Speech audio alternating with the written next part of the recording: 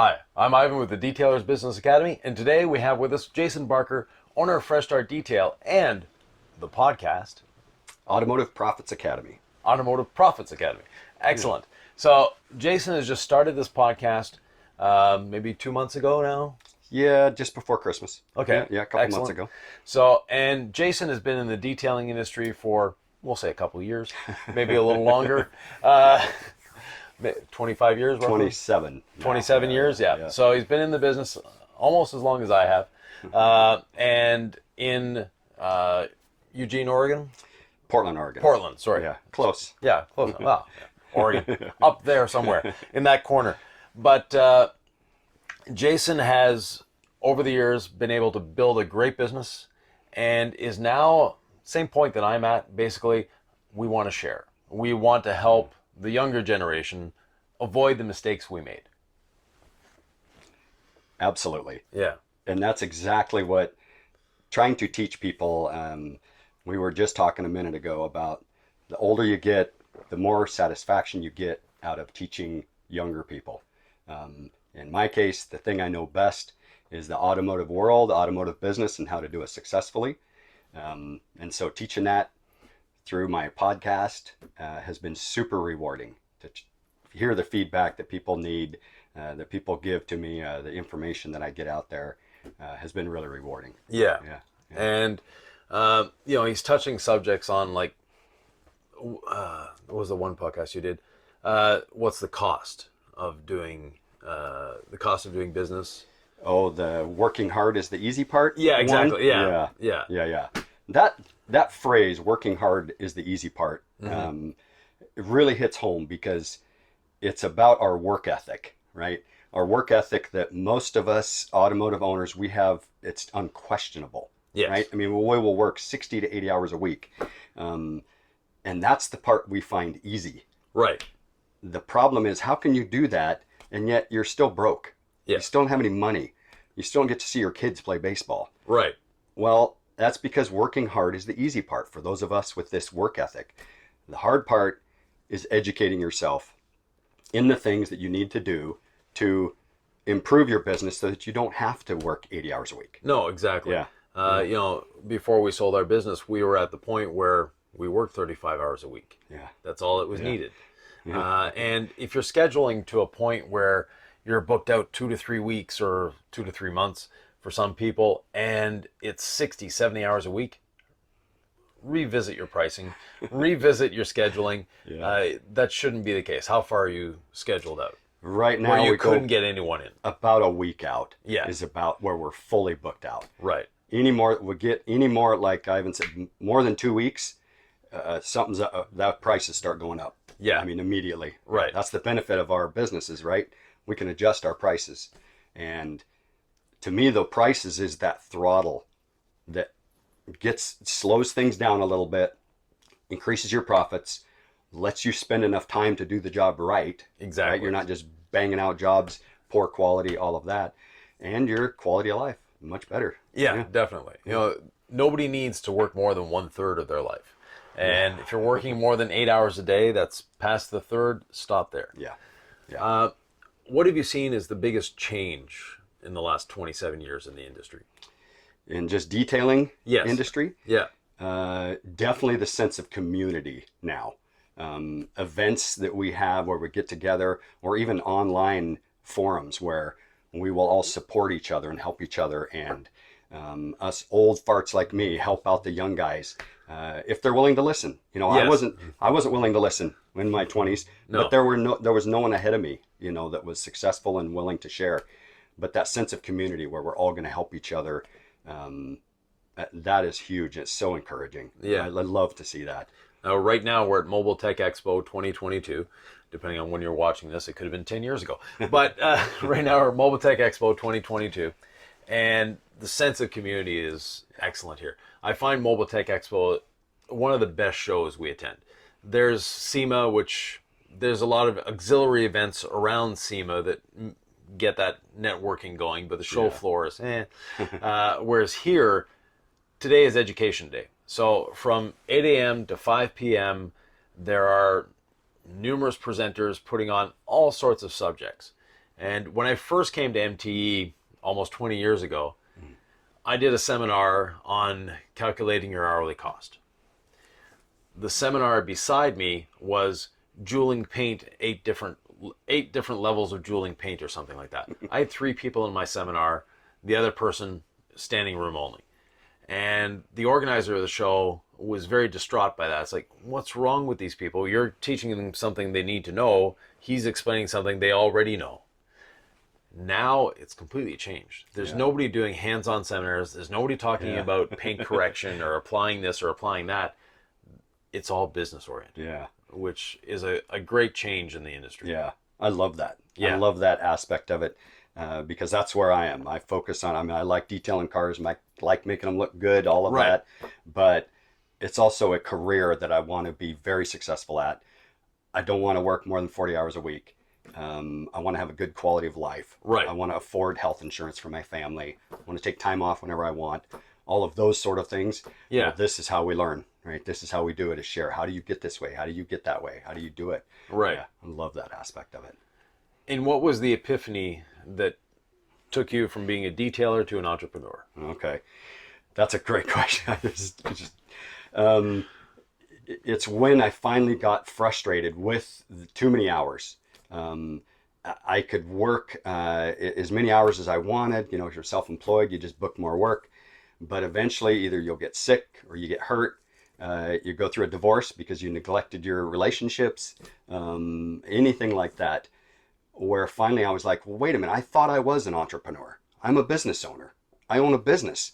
Well, we all know at that stage, you don't really own a business. You have a job. You. Yeah. Yeah. You have a job that you can't quit. Right. You know, think about it. That's what it is. It's a job, but you can't quit it, right?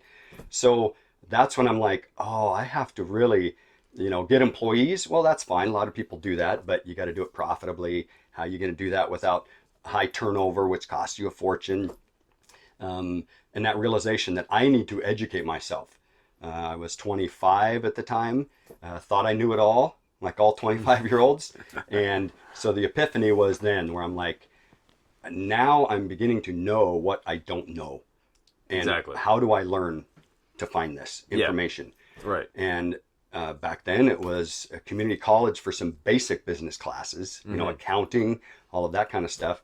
But otherwise it was just reaching out and finding other people similar to Ivan that just was willing to share and learn things the hard way. Yeah. That's the bad thing, is that before internet and all this sharing of information, it wasn't out there. And if you did find it, they're not going to share it with you because you're a competitor. Yeah. Right. So that's, even though we're not in the same country and far away. That's right. But I've been doing it for a long time. But yeah, there are detailers that it's my secret and I'm holding on to it. Nobody can do it like I do. Wrong. Your employees should be able to detail better than you do. You should be able to train your employees to do a better job than you do in terms of detailing. Yeah. Because your job is running the business. Absolutely. Now you're here in Florida. Mm-hmm. I don't think your shop is closed today, is it? Shop is definitely not closed. Yeah. It's open and making profit. Right. Yeah. Definitely. And, you know, one word Jason uses profusely, and in a good way, is profits. And it's something that a lot of detailers don't concentrate enough on. Yeah, that's it. Profits. Someone yesterday just called me the prophet. Okay. And I thought, man, that's my new name. I like love that. it. Yeah. But to kind of clarify, really when it comes down to it, profits to me are just how much cash are you taking home at the end of the day. We all have a little bit of an ego where we want to brag about how big our company is. And in any setting, whether it's an online forum or groups like this, you know, one guy like me will say, well, I got 10 employees now. And you go, wow, 10 employees. And the guy says, oh man, I grossed $1 million last year. Wow, that's awesome. I don't really care about that in my business because I don't have 10 employees and I didn't gross $1 million. No. But I guarantee you I took home more than almost everybody. Right. In 30 hours a week, like you said. Yeah. You know, I don't even work 40 hours a week now. It's 30 hours. The other 10's for the podcast and all of that. So that's what's important to me. And that's when I say profits, that's what I mean. Exactly. It's yeah. not some fancy accounting like, oh, my gross was this and that. I mean, all that's important. But how much is showing up in your bank account at the end of the day? Yeah. You know, not the company bank account, your personal bank account. Yeah, after taxes, all that kind of stuff. Yeah. Because that's what allows you to do this. You know, to fly across the country, you know, Portland, Oregon to Orlando, that's a long ways. It's not a direct flight. There's no direct flight either, I don't think. It's a long ways. But to take 2 days off for flying and then that during the week and still have my business going, earning profits. You know, but I did text my gang since we're 3 hours ahead. Right.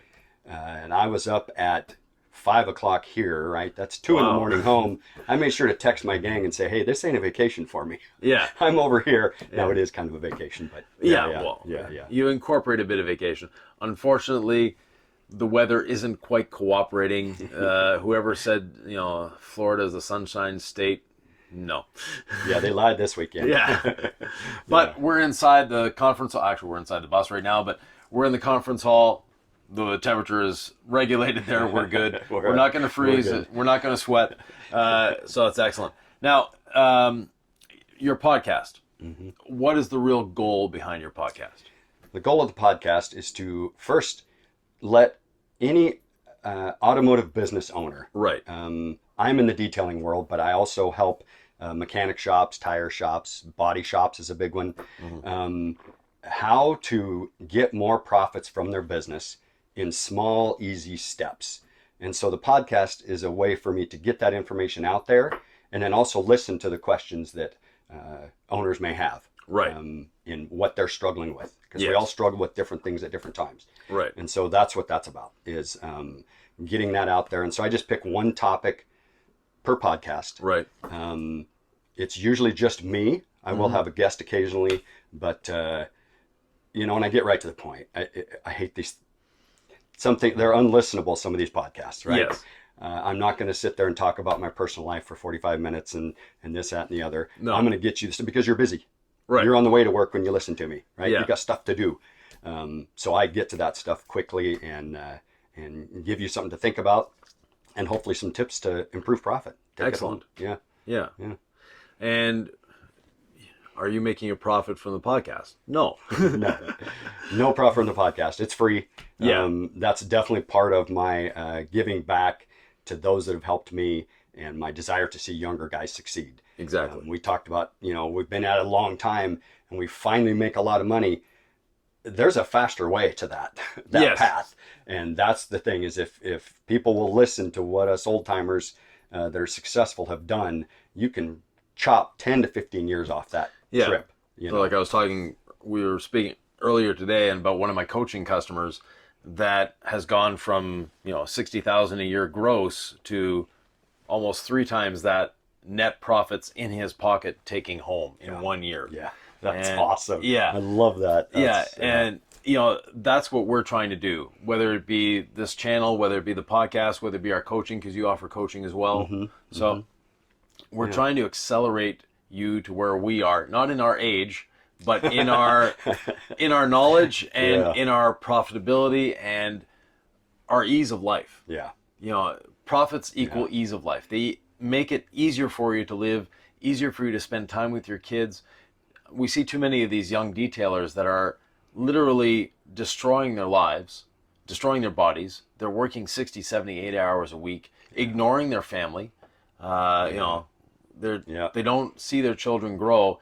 And when it's too late, that's when you realize that you have a problem, that your business is a job. It's not a business. Yeah. So we're trying to go around that and get them to the business owner level quicker, sooner, faster. Yep. Yeah, absolutely. And that's what I like doing right there, is cutting off that time to get to the lifestyle. Right. Now we have different lifestyles, different goals and dreams that we all have individually. Yes. And profits, you touched on it right there, isn't just about, I mean, it comes down to dollars in your pocket. Right. But it's what that will buy you, whether it's your freedom, whether it's your time, a cushion in case an emergency happens, all of those sort of things. So I say, you know, profits, if you have as much as you want, you dream as wildly as you want. But some people will be afraid of that because it takes a little bit of work.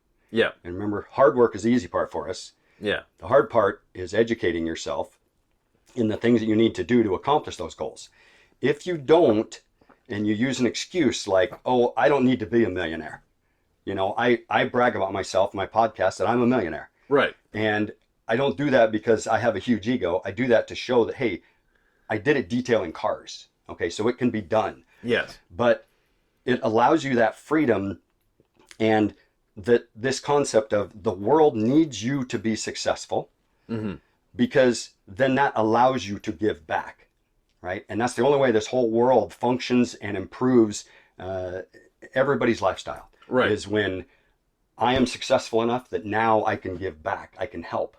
I can help people up. I can offer information. I can help. I can donate to charities that I want as much as I want. I can volunteer my time. That's where being successful. It's not that hey, man, I can have 7 Ferraris parked out in my driveway. Yeah. Well, that's great. But why don't be the guy that has 7 Ferraris parked in the driveway and doesn't have to work and can donate $1 million to his favorite charity? Exactly. Right? That's the world changing part. And that's where, to me, why profits are so important. It's not just about flashing a bunch of cash and bragging about being a millionaire, like I do for marketing. Yeah. But it's about the freedom and making the world a better place. Yeah, exactly. And you can do it with a blue collar career. Definitely. That's another thing. I'm going to do a whole podcast just on that. Yeah. Don't get run down thinking that, we're just poor blue collar workers, that the rest of the world, you got to have white collar and tie and stuff like that. Well, see, now I know Ivan's had dirty fingernails like the rest of us for a long time, right? Yeah. You do a lot of hard work. But you can be wealthy and free and a great lifestyle and still be a manual labor. You can still do blue collar work. Yeah. Now, if you like being just a detailer and that's it, just a one-man show, that's fantastic if you're happy. You can be extremely profitable being a one-man show. Absolutely. That's another whole podcast. Yeah. You can still make a lot of money. You don't have to advance to having a whole bunch of employees, but you got to be profitable. Yeah. It's actually quite easy for a detailer to gross $400K a year. Yeah. You do one $2,000 coating a day, 5 days a week. There you go. 48 weeks a year. You're basically there. Yeah. There's 210 working days in the year if we exclude weekends, and you shouldn't be working weekends. People don't need to have their cars detailed on Saturday and Sunday. Yeah. So it's quite easy to get to that point. And as a lone operator, if you're grossing 400,000, you won't have much more than about 100K in expenses. Yeah. So you've got really good profits. That's fantastic. Yeah. And the coatings have allowed us to do that. It's when we started detailing, we would do a wash and a wax, maybe a light polish on a vehicle. We were when we charged $250. Yeah. And now I won't detail an interior for under $250. That's right. So it's things like that. And one of my courses this morning, that was another thing. It's explaining to detailers that you're making $200 an hour polishing and coating a car, then why are you doing the interior at $50 an hour? Yeah. If you're not making the same amount, don't do those anymore, and spend your time marketing to get that $200 an hour job. And marketing and selling should be part of your day every day. Yeah. That's definitely part of it. You got to keep that pipeline going. If you're not to the point where you can do a $2,000 coating every single day, that's fine. You do what you have to do to make ends meet. Right. But back to the working hard is the easy part. Yeah. The hard part is what you just said, is the marketing. Learn how to market. Yeah. Why aren't I getting these jobs in? Right. What do I need to do? I still learn that constantly. Technology changes. Oh, yes. As soon as when I was the biggest ad in the Yellow Pages, I thought I'd reached the top. I'm right. like, man, I'm done with this marketing stuff. I've got it. I can afford the biggest phone number and all this kind of stuff. Well, lo and behold, things just change, right? Yeah, the Yellow Pages, do they even exist anymore? I don't think so. I think it's a website now. I don't think so. But things change, things evolve. I was at a farm show in Nebraska and learned about TikTok. Yeah. Now, I'd heard of TikTok. I had a TikTok account. But the gentleman that had me there to help with his booth at the farm show is a young guy, and all he knows is TikTok. But it's people older than us showing up going, hey, I follow you on TikTok. And the first one in the morning was a gentleman in his 70s showing up, I follow you on TikTok. And I'm going, this is an anomaly. Just can't be normal, right? apparently farmers are really into TikTok. Okay. Because it was a farm show. But that's good. it wasn't the teenagers coming up to him and recognizing Really? him. It was people our age and older saying, I follow you on TikTok. I've seen It's funny. that video that I saw on TikTok of you. So yes, TikTok right now is sort of the hot advertising thing. Yeah, Facebook, Instagram, all that. Yeah. One mistake, and I know you changed your way of doing videos, and a lot of detailers advertise to other detailers. Yeah. And that's something that changed dramatically about 3 years ago in your videos. Yeah, absolutely. And that was with your prodding or whatever that I was like, these videos, they didn't look as good as I wanted. I had to have a better camera, I had a better iPhone, all that stuff. And so, I learned how to take better videos. But guess what? It didn't make any difference in my sales. No. They looked great. My family liked them. I got a lot of likes. Yeah. But at the end of the day, nothing was coming in. And people would even comment, man, that's a beautiful looking car.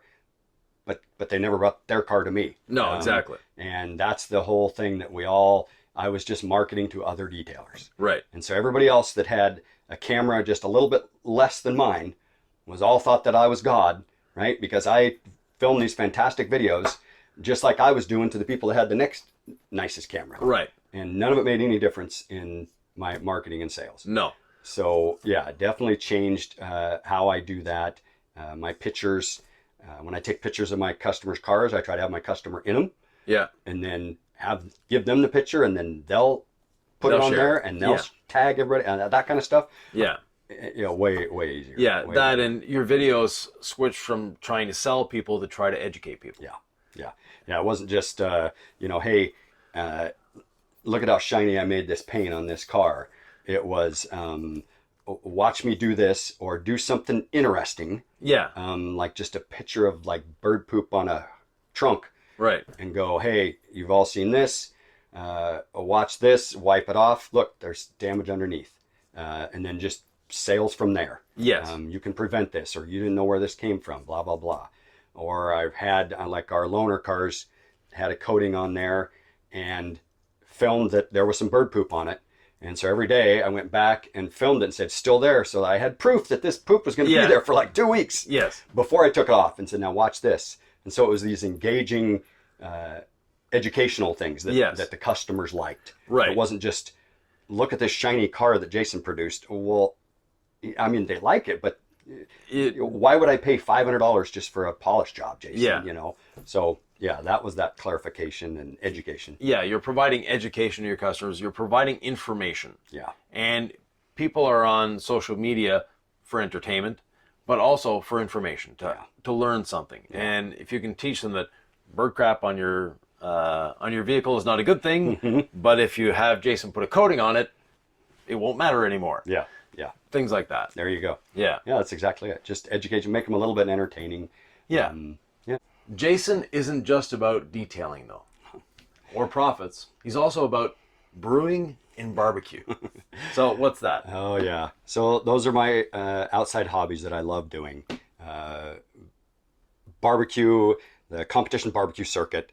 It has always been a passion. Watching on TV, these guys make this fantastic barbecue and get judged on it. And barbecue in restaurants is hard to come by, especially in the Pacific Northwest where I'm from. So why not learn to do it yourself? Right. And the best way to do that is to be judged on it. So love the competition barbecue circuit. That's something that my business success has allowed me to do because of the money I have to do it and then the time off. You got to take several days off work to go compete. So yeah. And your favorite barbecue is? My favorite is brisket, definitely. Beef brisket. It's the hardest to make, most challenging. And how many times have you ordered brisket and it's just chewy leather, it's not there. Man, when you make a perfect brisket and it just, melts in your mouth. Love it. Yeah. Now, what's your favorite beer?